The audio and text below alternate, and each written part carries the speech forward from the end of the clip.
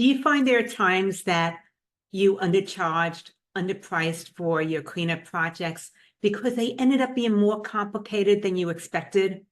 This is Lauren Fogelman with Business Success Solution.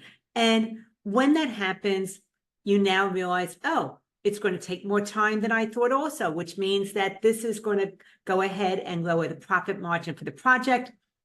And once again, you underpriced for it.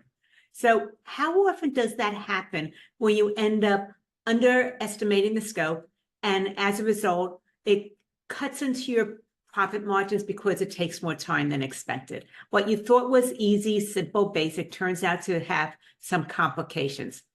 Well, something to think about that interferes with you actually accurately scoping it out, with you charging fees that will be more aligned with the level of work that you're doing, is overthinking it. In fact, overthinking is a stumbling block to opportunity. And whether it has to do with your desire to be perfect, so you double check data, you are over editing things, maybe you're spending time reviewing because you wonder if you missed something. There's this desire to want to get it all done. You want to impress your new client or your current client, and you hate making mistakes. Or possibly you have some doubts, some worries, and that leads to underpricing as well. You worry about losing a potential client. You need the money. So when maybe there's even a little bit of pushback, or possibly that it's self-imposed pushback, you cave in to the pressure. And also you are someone that doesn't like any conflict, so you charge low fees in order to keep the peace and avoid conflict.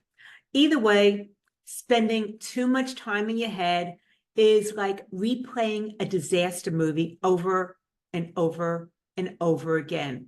You know the movie line by line, you've been through it before, you know what's going to come next, and somehow you just can't stop yourself.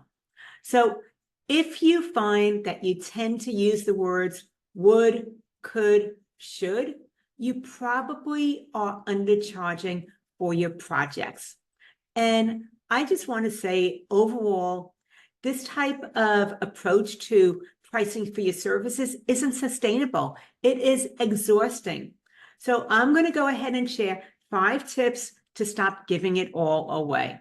The very first one is, what we do or don't do starts in our head. So interrupt your self-talk. There's many different processes for doing that, but I just want to say awareness about the fact that you are second-guessing yourself.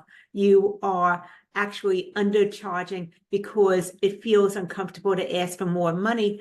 Awareness is the first step. So become aware of when you start to be hard on yourself or you're having doubts. This goes right into number 2. When you have that awareness, now shift your attention of value, because your brain is unable to connect with your value when you're experiencing that negative self-talk, when you have that doubt coming up. In fact, based on neuroscience, which is a study of how we think and how our brains work, whatever you focus on expands. So when you're focusing on the negative, you're going to get much more negative. Whereas when you're focusing on the positive and the possibilities, you're going to see more opportunities ahead of you. And what I would like you to do is start to become aware of how to shift from that negative self-talk over to focusing on the value and how the client benefits from you getting their financials caught up, accurate, and where they have real-time insights.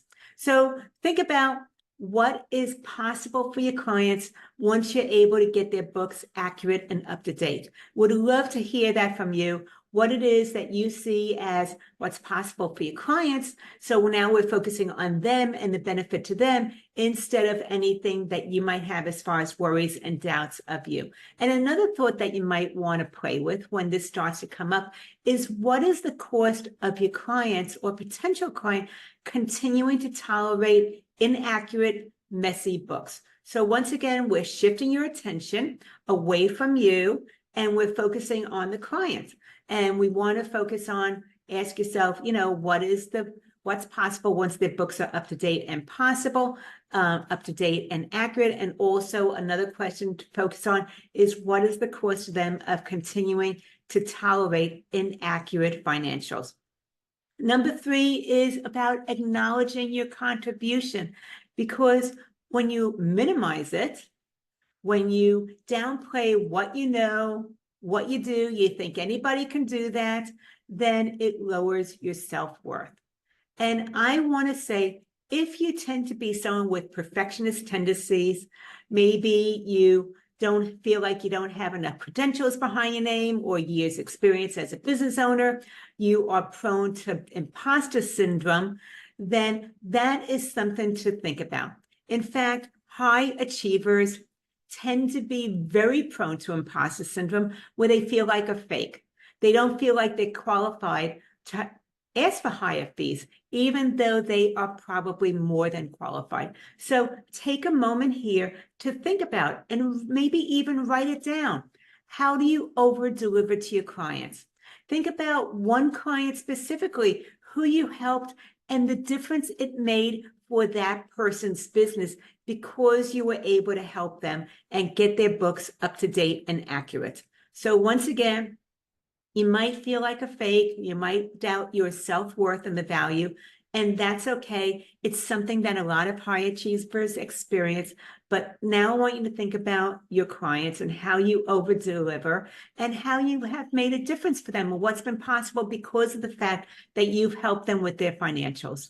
Let's go to number 4, where it is about staying in the moment, which can be very, very difficult, even though it sounds like it ought to be simple. If you worry about the future and all those what ifs, that's what I call future tripping.